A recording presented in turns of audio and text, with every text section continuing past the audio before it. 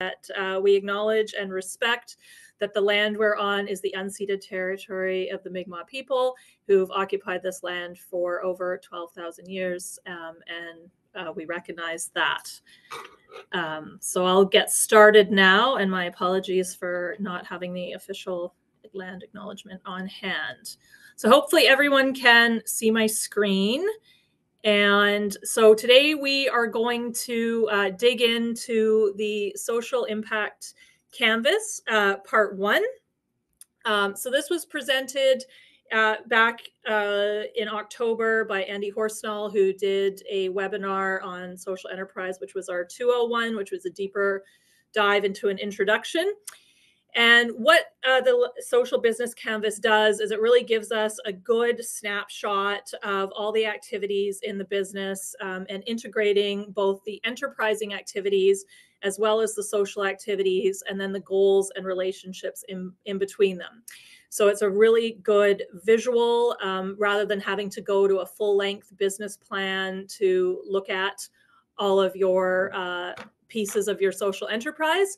So included in this, we have our key partners, our key activities, key resources, different costs and expenditures, our value proposition, the social impact, customer relationships, different channels, customers, and revenue.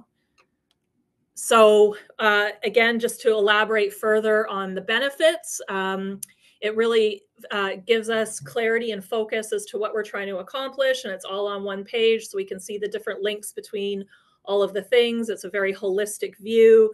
It's an iterative, like a business plan, it's an iterative living document. So it's being modified and updated as your business evolves. It's a good tool for communication to both your internal team as well as to your external stakeholders. So they could be clients, customers, funders. It allows for a quick risk mitigation for each section of your business, how you allocate resources properly. And it's just a different way to think about your business and lends to more innovation and creativity. And the goals really are always, is the business social enterprise that we're going to be engaged in going to be feasible? Are we going to be able to deliver on what we intend to? Is it going to be desirable? Are there clients and customers out there who are going to want the product or service that we're going to be delivering? And then is it going to be worth it? Is it going to achieve the goals, both the social goals and the financial goals that we're looking to meet? So today we are going to focus on 4 different quadrant or squares, if you will, of the social business canvas. So we're going to be looking at value proposition, customer relationships, who the customers are, and what do we get out of the social enterprise, both in terms of revenue and benefits. So we'll do a deep dive into these topics. And then the next one will finish up the remaining sections of the social business canvas. So this was the one example that Andy had introduced. So this is a social business model for construction social enterprise where we're reintegrating or integrating people into the workforce to train them, to give them work experience and provide them a living wage. And this could be a marginalized group that might not have this opportunity if the focus wasn't through social enterprise. They might not be able to find employment in the regular workforce. So the social value is that we are going to be providing training and work experience to those individuals. And then the enterprise is that we're going to be building, doing renovations and retrofits, and that would be the value proposition that we're creating for the customers. So this would be an integrated type of social enterprise where the activities are providing both social value and enterprise proposition. So this example goes through all of the different aspects of a social enterprise. So the ones we're talking about today, customer segments. So those would be the owners of the buildings and the developers who are looking for these services. From a social perspective, if we're looking at marginalized groups, these could be street-involved youth, people who have had people with disabilities, different mental health conditions. The customer relationships, we're looking to dedicate to the dedicate some time to developing relationships with the account and project managers who are looking to have this service. The value proposition we already discussed in terms of what the social value and the enterprise value is. And then the revenue streams would be the contracts that we get from the business that we do. And then the social value revenue streams is that we could be getting sponsorships, donations, and fundraising. And then the channels are all to do with moving from people becoming aware of the services that we offer to doing competitive bidding right through to a sale, to then delivery on that, and then after sales support if necessary. So the first topic that we are going to look at is customer segments. So this is a really valuable way to have a really cohesive marketing strategy. So as a nonprofit organization, marketing budgets tend to be small. And so you really want to make sure that you're creating as much value from that budget as you can. So we look at what's called the total addressable market, which is this light green circle here. So that's basically everybody who would be interested in purchasing this whatever product or service you're offering. But it's not very realistic that you're going to be able to capture that market with the tools that you have available in terms of your sales and marketing campaign. So you want to pare that down a bit. And then within that total addressable market, you have a service addressable market. So that's the segments of the market that you would be able to realistically capture. And then to go down one step further, you want to estimate the portion of that service market that you'll be able to capture. So that serviceable market is the market that's available to most people who are producing similar service or product. But within that, you'll be competing with other individuals. So you want to try to find sort of your niche market within there and what specifically your value proposition is going to be able to offer that others might not, so that you can get an estimate of your market share and then really be focused on addressing that market. So there's different ways to do market segmentation. Traditionally, we've looked at this from a demographic perspective. So that could be age, gender, and this would be the type of information that would be collected in census data. We can also look at geography, where people are located. So that would depend whether or not you have online sales or a brick and mortar store. So if you're able only to deliver in your local area, then you would be focused on the market in that region. But more importantly now, marketing is looking more and more at what are called psychographics or value graphics. And this is not necessarily related to demographics, so it could cross a wide range of demographic criteria. And we're really looking at what consumers want to spend their money on. What do they care about? What do they think about?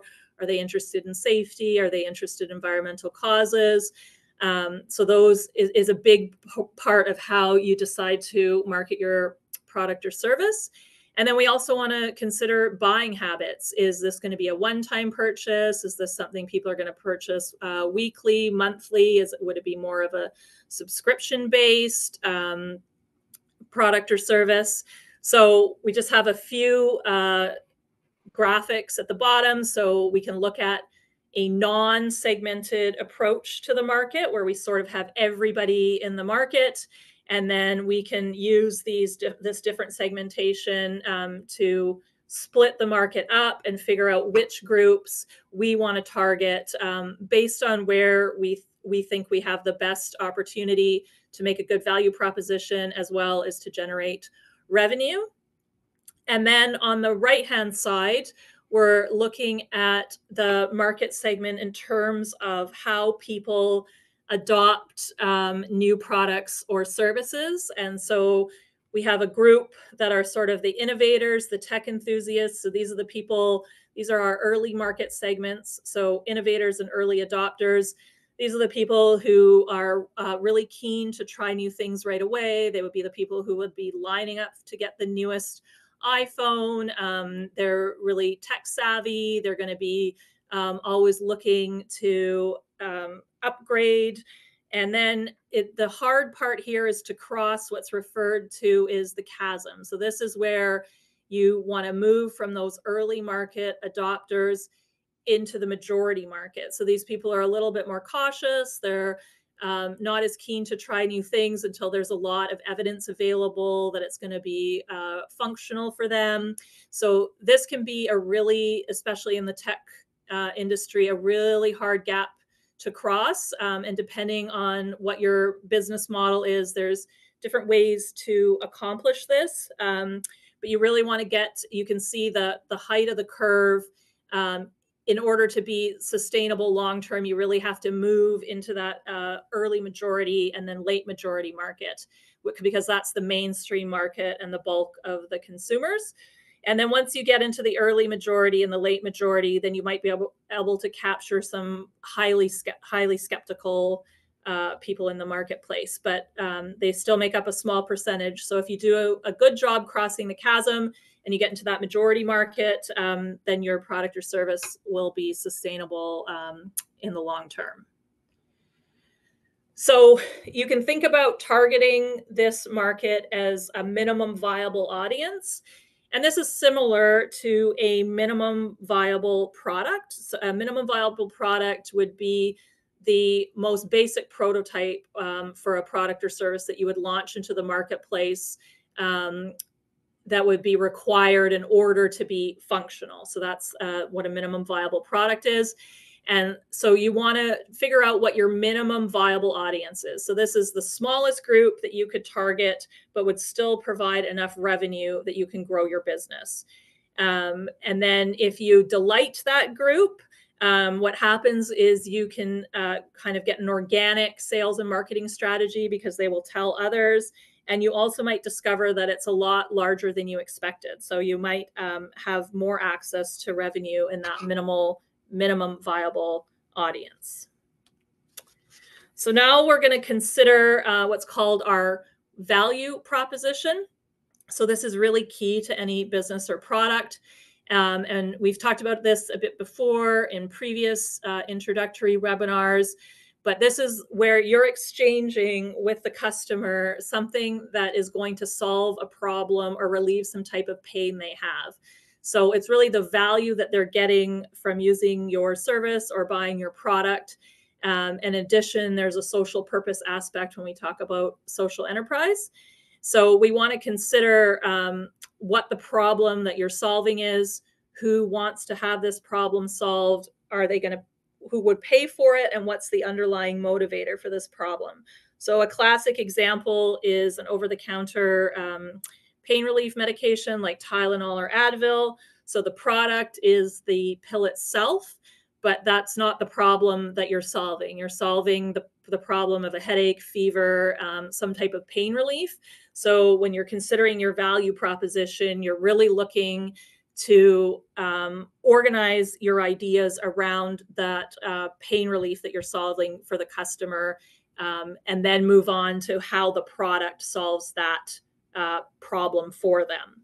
So that is how we look at a value proposition. And we can consider this to be a pyramid. So this is very similar to Maslow's hierarchy of needs, which if you've taken any introductory psychology courses, you'd be familiar with. And it's also sort of widely discussed, I think, just in the layman sense in the world in general. So people are pretty familiar with satisfying lower level needs in the hierarchy and then moving up through the hierarchy and satisfying some of our higher needs. So we can organize our value pyramid in the same way. So when we're offering a product or a service, we first want it to be functional. So depending on what your product or service is, this could save a customer time, it could make them money, it could reduce costs, it could inform them about something, it could help them organize their life. And then moving up into an emotional type setting, it could serve to provide them wellness, therapeutic value, fun and entertainment. and then into life-changing, where it's creating some belonging for them or providing hope, and then all the way through to self-transcendence. So as we're moving up this hierarchy of needs, people typically think of Maslow's pyramid as satisfying the entire base of the pyramid before moving up through into higher needs. But that's not really how we need to think about it. We need to provide enough of a stable base in the functional realm and then move up the pyramid. So you don't need to satisfy all the functionality. As long as some of it's there, specific to your product category, then you can start tying in those higher level needs. But you do need to have some functional needs before moving up the pyramid, but not necessarily all of them. So the example that I thought of when looking at this pyramid is Aveda hair and body products. So that's my choice for shampoo and conditioner. So in terms of the functional needs, I think it has high quality. There's variety to it. There's sensory appeal. And then moving into my emotional needs, it's part of my wellness. It has nice design and aesthetics. I find it rewarding. It reduces anxiety in the sense that I don't have to worry about the quality of that product anymore because it's a trusted brand for me. And then as moving up further into what maybe life-changing is a bit strong of a word, but it does provide a social impact for me because I trust that I know they're not testing their products on animals. And then they also have refill options. So I'm reducing my plastic waste consumption. So when thinking about that product, they've provided that functional base and then moved up higher up the pyramid to provide both some emotional and life-changing aspects. So some of these are inward focused and some of these are outward focused. So some of the inward focused ones are things that address your personal needs. So that would be like a Fitbit, helps you to track your sleep and track your exercise. And then other things are outwardly focused. So that's something that would help you navigate the external world. So an example is the use of an online tax filing service like TurboTax. So that's something that would simplify your life, save you some time, organize you, etc. So when you're moving up this value pyramid, you can think about both what elements are inward focused and what are outwardly focused. And that depends on what industry you're in, what your demographics are, what qualities you feel are most important for your value proposition. So it'll be different for everybody.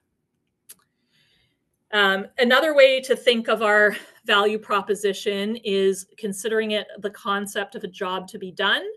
So when we're going about our life, we all have various jobs that we need to accomplish. So they might be small tasks. So when we're waiting in line, we might use our phone to play a game or to send email, and right up to some bigger goals where we could be looking for a more fulfilling career.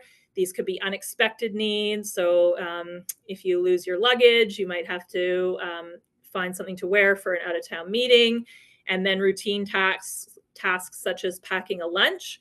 And so when we have these jobs that are presented to us, we are essentially going to choose a product or service to help us complete these tasks. And if the product or service does that job well, we'll hire it again and again when we're faced with the same need.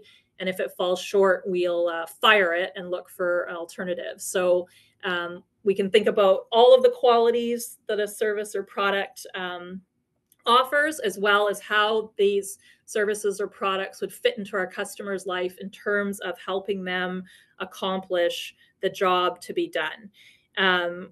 And these can come in ways of different innovations. So some of these could be things that are workarounds that people have found, cobbled together a couple of different ways to get around a task that they've been avoiding. You could find a new use for an already existing product. one that comes to mind for me was when I was young, my mom used to buy a lot of Avon, and they had a product called Skin So Soft. And it was initially like a lotion or a body mist, but people found that it was actually a really good mosquito repellent. So it had that second use as a mosquito repellent. And because it didn't contain some of those harsh chemicals like DEET, it was really safe for babies and kids and little kids. So that would be a new use for an existing product. So a different value proposition for that already existing product. And then these innovations will help us to solve problems that have no solution or inadequate solutions. So these are the things that you're looking for when developing your value proposition. And then if you can add on that social and emotional connection to that value proposition, then that's the way that you develop a loyal clientele going forward. So another good way to consider your social value, both in terms of your enterprise when you're looking for different funding sources, but also communicating to your customers what your social value is to look at the UN Sustainable Development Goals.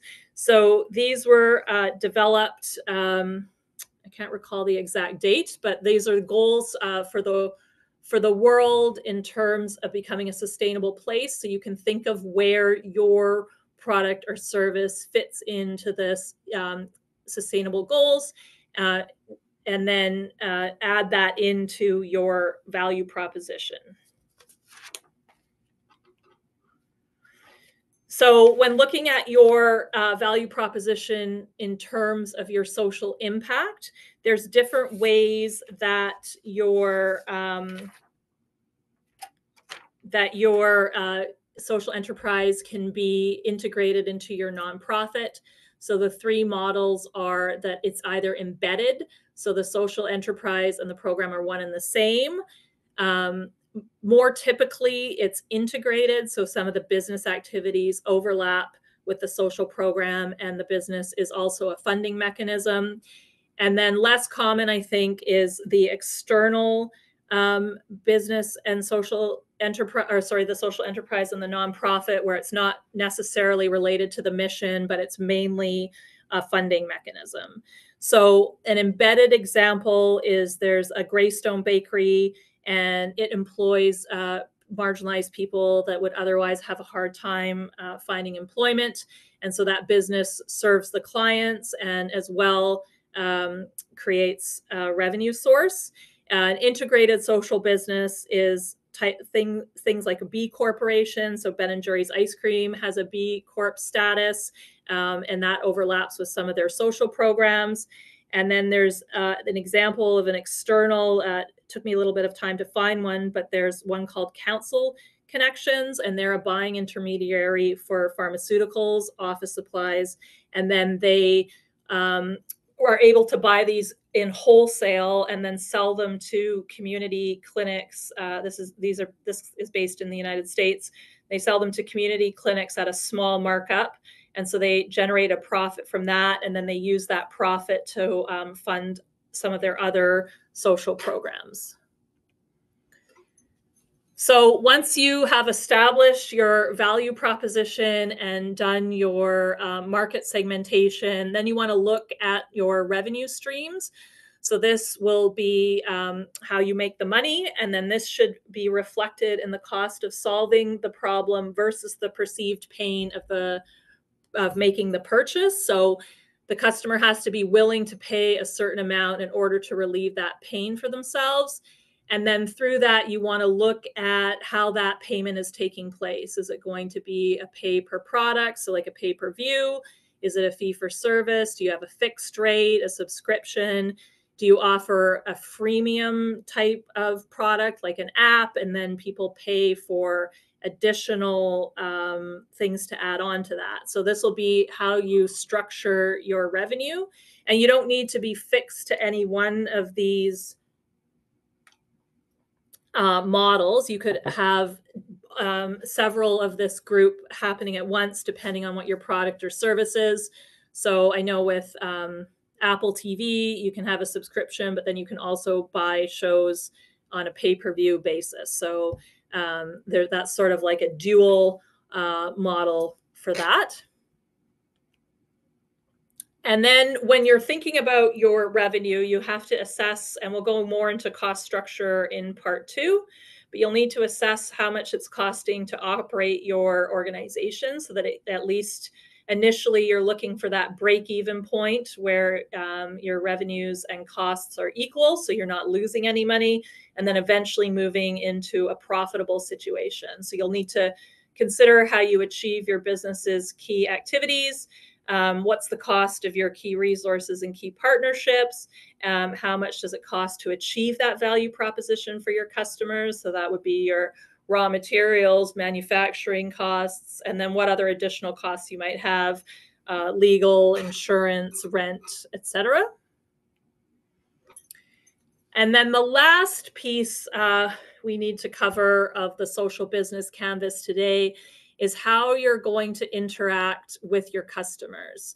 So we'll go through a user journey map, which is basically going to outline your customer's experience with your social enterprise from start to finish. So what's the first, how do they first find out about you?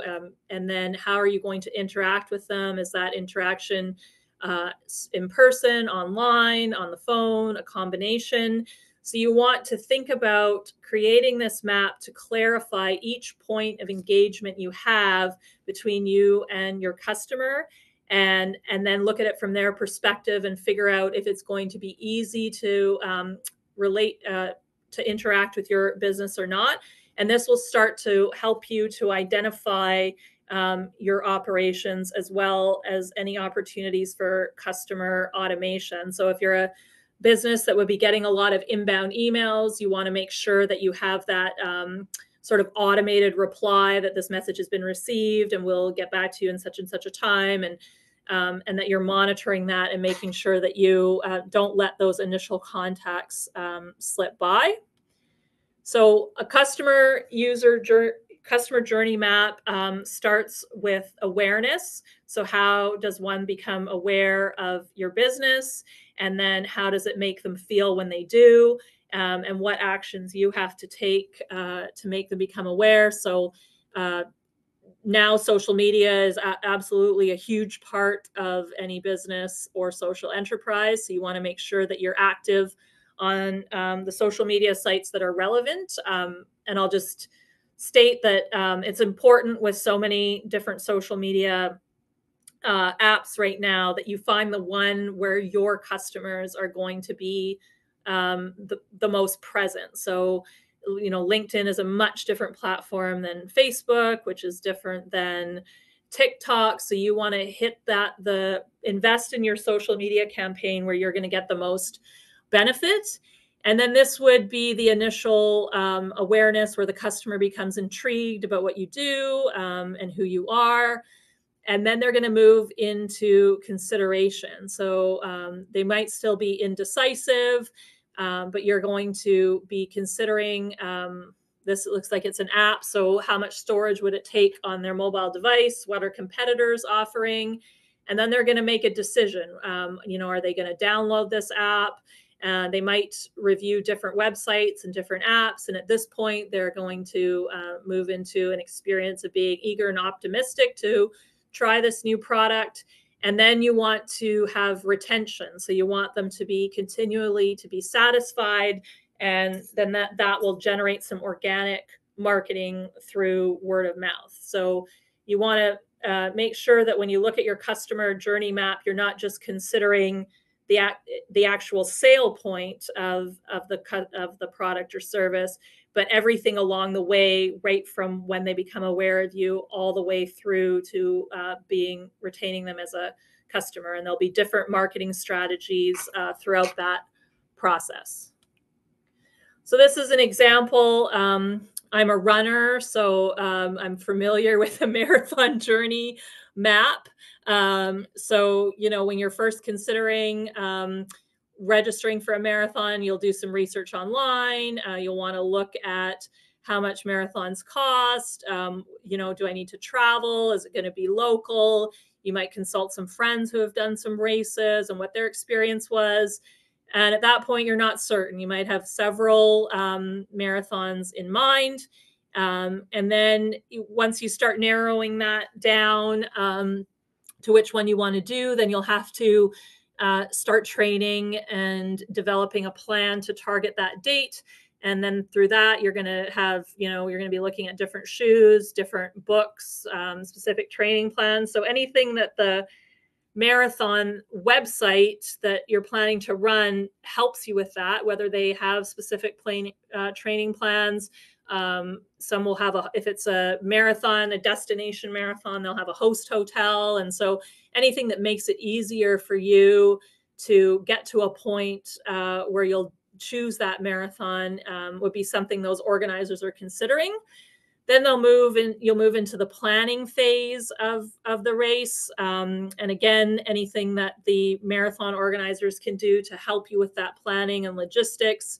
Some of them have a pre-marathon meal the night before. So that takes, if you're traveling, that takes the stress away from trying to find somewhere to eat. And then the day of the marathon, you're going to have to, wake up and use the bathroom one more time for sure, drop some extra stuff in a drop bag. So again, the flow of that from a marathon organizing perspective, sometimes they'll have you bust into the start line. So you don't have to worry about parking. They'll have a drop bag set up for you. And then during the marathon, the organizers will make sure there's enough snacks on the course, porta potties, water stations, and then after, you'll depending on your experience, you will want to do that marathon again, or you will recommend it to a friend, or you might, if you did the half marathon, you might go for the full distance marathon. So as a race director organizer, they're looking at each step of this process and making sure that their customers are satisfied at the end of the experience. So that's the same type of idea that you want to have when you're looking at your product or service, making sure that throughout the whole journey that you're satisfying that customer base. So that covers the content for today's session on those 4 sections. And I will take any questions that anyone has.